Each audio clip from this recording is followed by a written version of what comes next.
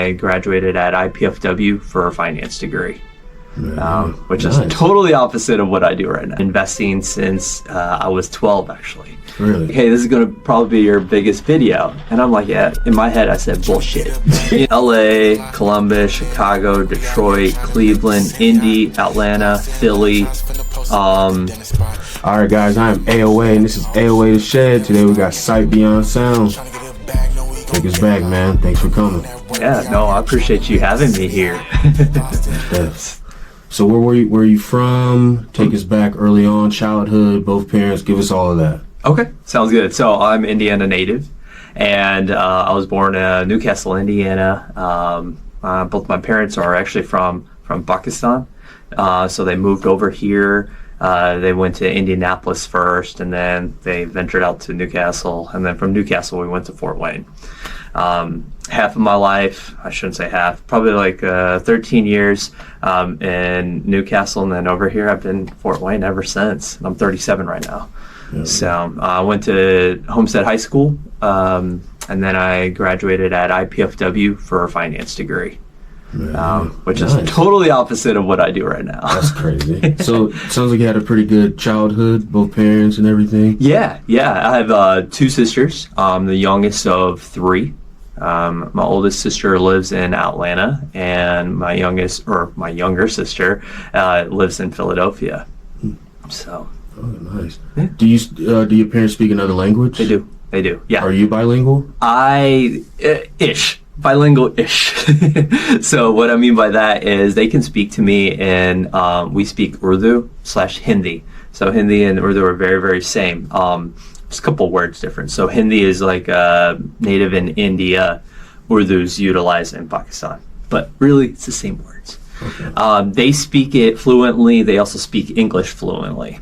But they also commingle, English with Urdu. So that's where I kind of understood what they were saying, but I could never speak it. I could speak broken, but I hate saying it because I have a really American accent. Okay. So, is there a strong population in Indiana with people you can relate to or speak to in that language? No, not in Newcastle. Okay. We were literally the one of two families in the whole town. It was like 20,000 people. Oh, okay. Yeah. So then when we moved over here, it seemed bigger. There was maybe like 200, 300 families that we got really close to. Where we follow Islam, so we went to the mosque and we met a lot of families throughout that way. So. Nice. Describe Newcastle. So it's a small town. I've been there only for the Basketball Hall of Fame. Yeah. Tell me a little, what's to do in Newcastle? Nothing. I mean, I love it. I love it just because like that's where I grown. My childhood memories, and the house that I did. But really, it's just all known for Steve Alfred. Steve Alfred is there's like a museum there. There's a hotel over there. But I mean, we literally have like one Walmart, and you could just pass through it real fast. You had like 3 or 4 stoplights. But it was, everybody knew everybody. And I think a lot of people that lived in small towns or small cities can kind of relate to that. It's like, hey, we all watched each other's backs. We had our doors open all the time. Like there was nothing, that happened. So it was kind of nice. And then we eventually moved up to Fort Wayne. So even though people are like, oh my God, Fort Wayne's so small, to us it was huge. Okay. Yeah. And we're like, we went from 20,000 to 300,000, and we're like, shoot, this is a whole different beast, so yeah.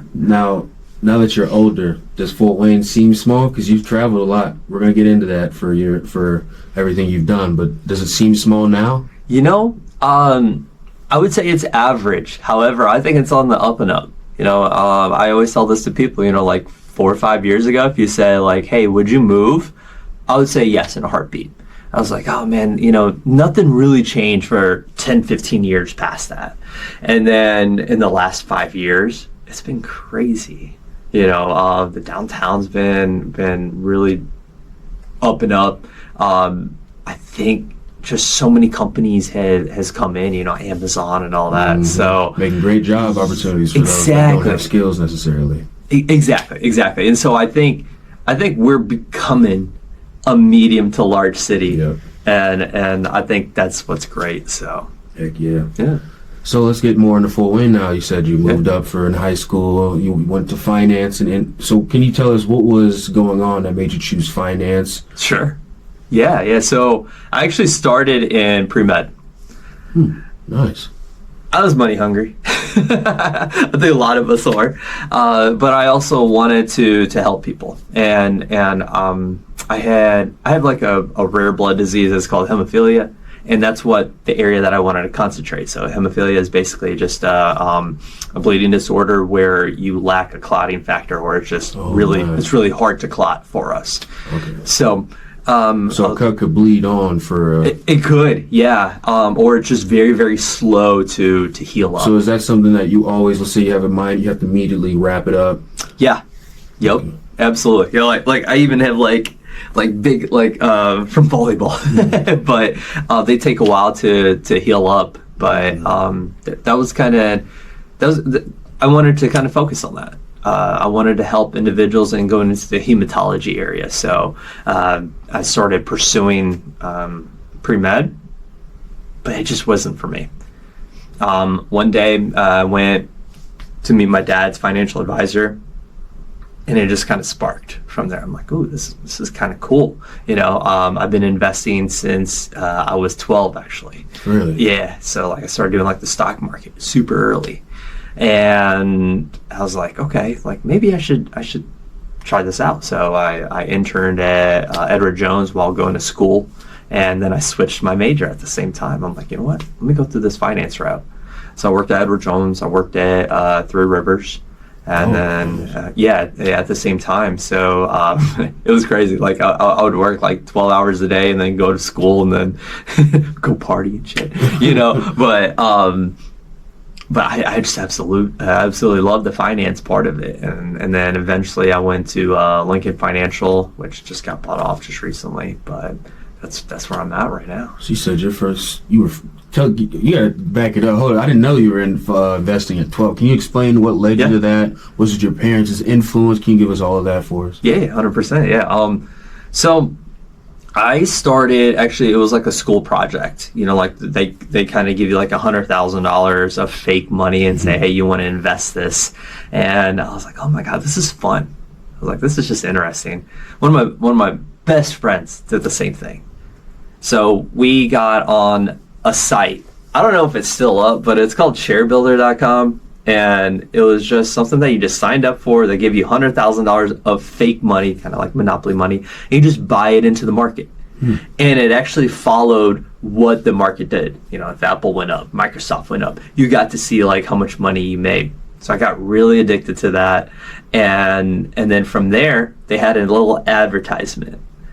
And it said you could open up your own account, and it was called an UGMA account. So for people that don't know what that is, it's for children underage, where you have a parent custodian that owns it, but it's actually the owner of the child. Oh, okay. So I asked my dad, I'm like, hey, do you want to sign up? Can you sign this off? And he's like, yeah, sure. And so he actually helped me. He would give us our allowance, and then he gave me hey, this is to start off your investment. And so I was like, okay, cool. So he deposited directly into my account, started investing, bought my first 4 stocks. I still remember it to today. It was American Express, it was GE, Walmart, and one more thing. I forget what it was. But then from there, it kind of just blew up. Till this day, I'm addicted to it. Every day I'm trading something. Yeah. Mm-hmm. So were you happy when you took the finance route? I know initially you were. Now because I want to know what led to the switch and everything. So were you actually have the entire process through, or was there a change or anything for you? No. After I switched from the pediatrics, that's what I wanted to go for, went to finance, I just went with it. I changed all my classes at IPFW, your alternatives and all that. I went into arbitrages. So arbitrages are ways to kind of safeguard your investments. So we learned how to look at other currencies and trade in other currencies to offset, if the U.S. dollar goes down versus the euro versus the yen, and then how can you make a perfect arbitrage where everybody wins? So sounds like a lot of work. It is. Yeah, that was one of my toughest classes that I've ever taken. So how tough was to get to have a degree in finance? How many hours were you putting in studying? How much free time did you actually have? Good question. I didn't really spend that much time. I'm not trying to brag in any other way, but I kind of like my free time, so I didn't really study as much as I should have. But it was tough. I think it came a little bit natural to me, like math and numbers. That's my go-to thing. Like I learned percentages when I was young. Like you could give me different fractions, and now I memorized a lot of them. Actually from NBA games. Okay. It was really weird. But so just learning all about the finance, like the details of them, the techniques, the formalities, that was kind of tough. Like one of my classes, we had 2 questions for our final, and that was our only grading scale. No homework, no other things. It's like if you miss one, you got 50%. Damn. So it was tough. It was definitely tough. So I think right before I started graduated, that's when I started to really meet up with people and start researching. But I think I matured a lot later down the road. So if I were to redo it again, I think I would have took it just a little bit more serious. But it was a tough route, but I kind of made it through. Yeah. Mm-hmm. When did SBS come about? Yeah. So Sight Beyond Sound, or SBS, started around eight years ago. Kind of the background story to it, and we can get into that, was I was an artist beforehand, and I met someone randomly through a party, and I saw that he did videos. So, like, personally, I just wanted to make a music video to some of my songs. And then we started talking, we had like a vibe going on. I was like, okay, I'm all about that. And then he showed me some of his videos, his green screen, how he did that, and it was awesome. I was like, okay, cool. I was like, would you like to kind of work together? So I was like, I'll work on the audio part and you would work on the video part. So that's where we got the name Sight Beyond Sound. He had the sight and I had the sound, and that's why we're like, hey, we're not limited. We're going to go beyond that, and that's where we kind of made that name, Sight Beyond Sound. So we got together. I learned the camera, and then fast forward to today. Now I'm the sole member right now. He had a jump ship for really good reasons. He got married, he had kids, and at that time he lost one of his closest members, his grandma that was very close to. So he respectively came up to me. He's like, hey, I can't dedicate the time anymore. Do you mind if I just give you all the rights, like 100%? He's like, I can help out later on. He's like, I'm just not in the headspace for that. I'm like, sure. I was like, it's always open door. So that's where Sight Beyond Sound came from, man. Yeah. Any update on the artist career? Artist career actually has gone down. I started doing beats with Fruity Loops years ago when Napster was kind of the thing. And I was just messing with the beats. I'm like, oh my God, that was awesome. It's terrible. I heard it just the other day. I'm like, what was I doing? But then that went from Fruity Loops to Reason. If you ever worked with Reason, and then from Reason I went to Pro Tools. So I was like, okay, this is pretty cool. But I made my first album. I've actually rapped on a song. I wrote. I helped produce like my friend's stuff, and I knew after I rapped, I was like, I'm never doing that again. The electronic music, I think I will do that if I ever do it again. It's just now I just got to balance my time, and honestly, what really vibed with people was my camera work with video, with photos. Audio wise, I didn't think there was a really EDM market over here, or I just didn't make good enough music for people to enjoy it, and that's okay because I enjoyed it, that's all that matters, right? So I mean, I wasn't upset about it at all, but then I just kind of shifted gears. I was like, you know what, I'm gonna just work on what I can tell a story about, and so that's where I got into camera work. Yeah. What is your day-to-day like during the week? So I work full time. So the new company that I have, I won't say it just because I know that there's a lot of legalities going on right now. But I have a full-time career. I'm in finance as well, helping financial planners create solutions for their clients, specifically in asset managed accounts. Probably going over everybody's head, but that's okay. I'll just stop it there. So that's 8 to 5. And then after that, after hours, it's either one or two things. One, I'm either playing volleyball or doing something active, or I'm actually doing some of my business. So I would go from my job to my other part and start editing, filming, taking photos, doing whatever I need to do.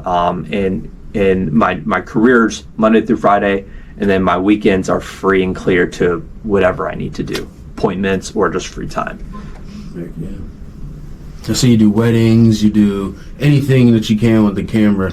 Can you tell me what is your most memorable experience with the camera, and maybe your most favorite? Give us different stories. Cool. I got two of them. So one of them was just recently. It's called the One Iota. Shout out to Sumo. Oh, yep. I grabbed him. I dropped that one a month ago. Perfect. Yeah. Shout out to Sumo again. We got connected, and he had an idea for a video, and after we connected, we actually did an interview, so I could send that to you if you ever wanted to see it, because we really broke it down, the whole production part. But that really turned out really good. He first started like, hey, this is going to probably be your biggest video. And I'm like, yeah, in my head, I said, bullshit. I was like, everybody says that. And I'm like, you know what, let me see what it is. But it challenged me, and I liked that, because it was more of not just a music video where you just go to a building or you just go to a room or an Airbnb and just film it. It was story driven, so you had to really dive into the story. Does it make sense? Creating the scenes, creating the locations, the mood, and they had a lot more dialogue than the actual video. Video itself was 2.5 minutes for music wise, but the whole thing was 6 minutes. So how do you make that make sense? Yeah, make it entertaining for exactly no audio. Yeah, well, there was audio, but how do you make that in a short film and get to the point really fast without, that was really bland. Okay. Yeah, so that one was probably my most recent. Everything went amazing on there, like the quality of it. I was super happy with how everything went. So you did the editing on one where it was a shot from up top, and oh, bro, that looks badass.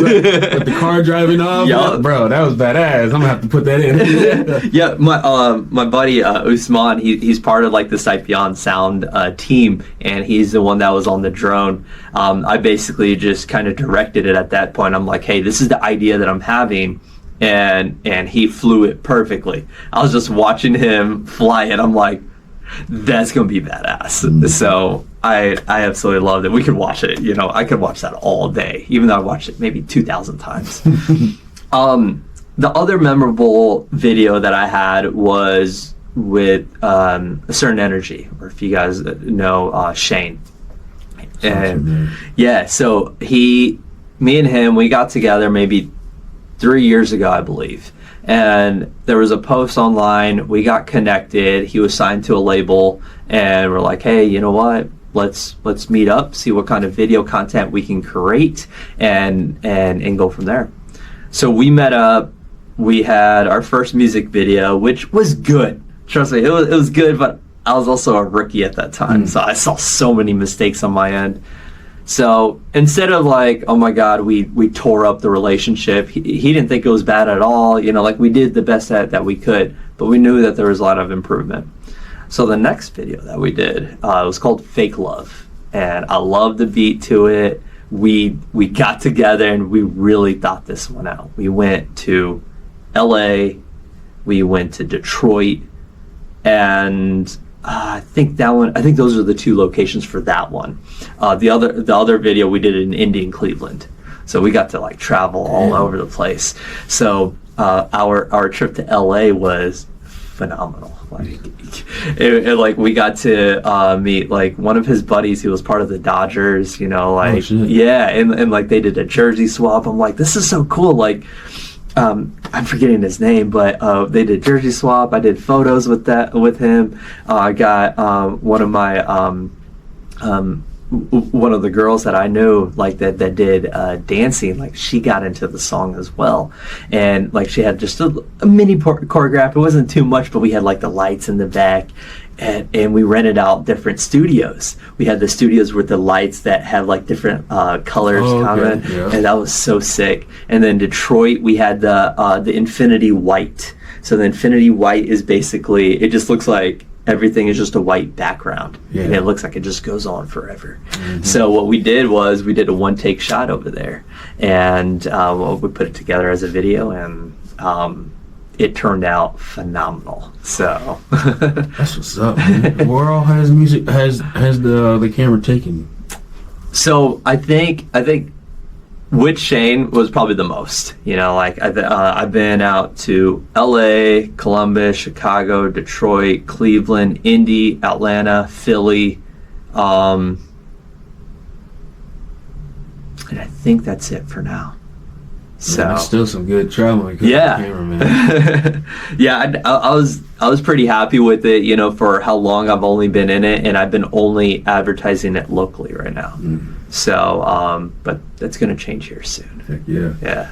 What is the long-term plans? Do you plan on retiring into the camera? Is that your long-term goal? What can you explain what yours is? That's a great question, man. And that's something that I'm trying to build up, without giving out too much information. But my dream when we started Sight Beyond Sound, and still to this day, was to create a minimum of 3 different studios where it's all content creation. Whether you're going for audio, whether you're going for video or photo or creating a commercial or a venue or anything, we can do it all in one house. And that's what I wanted to do. And that really goes with the name of Sight Beyond Sound, because we wanted to go beyond what your traditional thing is. I mean, you can see studios all over the place, but you don't really have the combination. Like over here, this is fantastic. You kind of got that area, but I think if I were to make this as an example, there isn't a spot where I could take photos of larger quantities, or what happened if I had a corporate event that I could rent out the whole space. I want that expandability.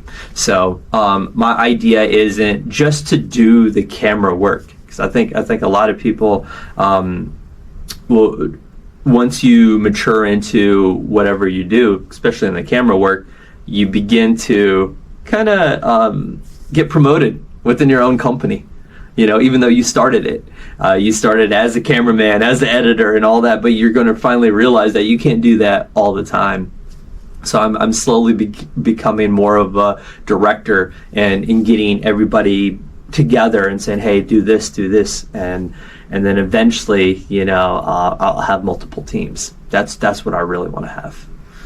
Is the money worth it so far? And you've done it for 5 years so far. It's about I have to double check my numbers, but I think it was like 7 to 8 years. Okay, 7 to 8. Yep. Honestly, I'll be truthful. I don't think I started making money until 3 years ago. All the other